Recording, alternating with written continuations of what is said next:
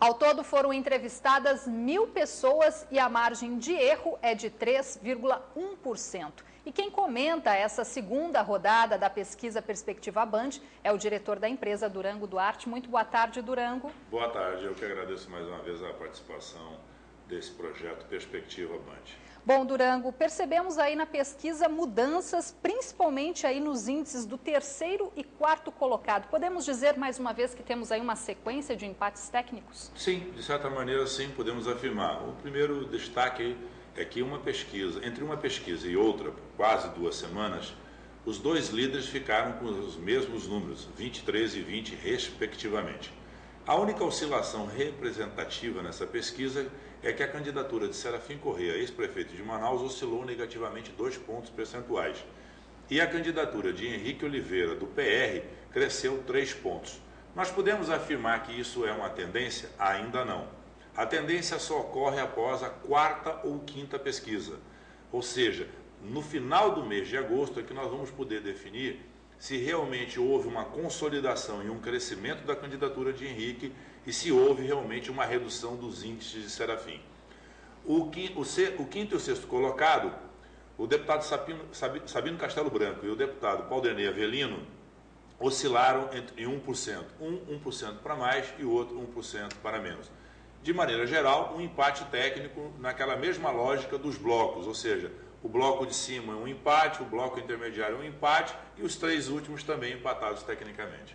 Mas a gente percebe aí um indicativo de que o eleitor já está mais atento às propostas dos candidatos ou ainda é cedo para afirmar isso, pois o número de indecisos não variou, né? Continuou no 4%. 4%. Mas nós podemos ter uma pergunta no questionário, você que quiser analisar a pesquisa, você pode entrar no site da Perspectiva, www.perspectiva.inf.br e baixar o relatório em PDF. Você vai ter acesso à pesquisa e você vai observar que tem uma pergunta que foi feita aos entrevistados que era se o seu voto já estava consolidado, ou seja, se você não vai alterar mais o voto até o final da eleição. E o que nós observamos é que da soma total das 9 candidaturas, podemos afirmar que 48% dos eleitores de Manaus já escolheram uma das candidaturas e não muda mais de voto.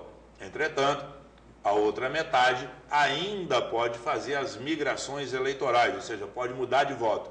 Então, como o debate ainda não ocorreu de maneira significativa, ele se dá através do programa eleitoral, apesar da excelente iniciativa que a Band fez durante a semana passada, mas será durante o processo eleitoral que os eleitores irão, quem sabe, perceber melhor as propostas do candidato. Eu diria que ainda está um pouco distante os candidatos dos eleitores. Quem sabe por esse calor, porque hoje eu conversei com 4 candidatos dos 9 e todos reclamaram que está muito difícil fazer campanha, não só pela dificuldade financeira, mas pelo calor que leva as pessoas a não conseguirem andar na rua hoje em Manaus.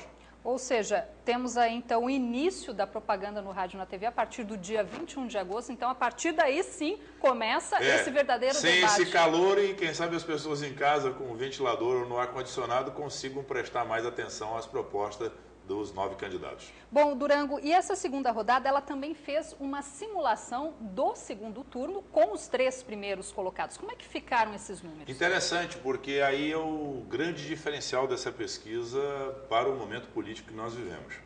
Nós simulamos com os 3 primeiros da pesquisa anterior. Primeira simulação, Arthur Neto contra Vanessa Graziotin. Arthur ganha no primeiro turno, eventualmente nesse momento, por 3 pontos percentuais. Já Vanessa lideraria o segundo turno com uma diferença de 5,3 pontos percentuais. Ou seja, a Vanessa teria 46,7 contra 41,4 de Arthur Neto. Só que essa diferença está dentro da margem de erro. Aí é um empate técnico, porque se formos aplicar a margem de erro positivamente para o Arthur e negativamente para a senadora Vanessa, teria um empate técnico comprovado. Mas fizemos 2 outros cenários, com Arthur e Serafim. Aí nesse cenário não, mesmo com a margem de erro, Arthur ganharia a eleição no segundo turno, com 46 a 38. E o outro cenário, Vanessa Graziotin contra Serafim. E nesse cenário a vantagem foi de 10 pontos para a senadora, 48 a 38, e ela ganharia a eleição no segundo turno.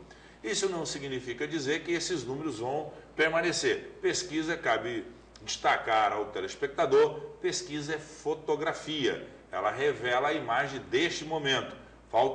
Falta muitos dias para a campanha e ainda mais 21 dias para o segundo turno, para que a gente possa fazer uma afirmativa mais definitiva. E Durango, rapidamente para a gente concluir a entrevista, a pesquisa ela também já mostra sinais de segmentação socioeconômica entre os candidatos de Manaus? É o que mais ela mostra, eu diria.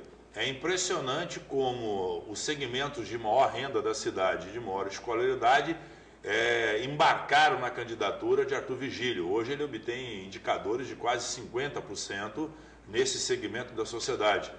Como no contraponto, a gente pode citar que o candidato Henrique Oliveira consegue, junto com Sabino Castelo Branco, excelente desempenho nas duas maiores zonas eleitorais de Manaus, que é a Zona Leste e a Zona Norte, e nas pessoas de menor grau de escolaridade e menor renda, ou seja, Manaus está literalmente dividida conforme as variáveis socioeconômicas entre as 9 candidaturas. Tá certo, bem interessante esse indicativo. Durango Duarte, muito obrigada pela sua presença mais uma vez aqui no Band Cidade. E eu que agradeço e até a próxima rodada. Boa tarde para você.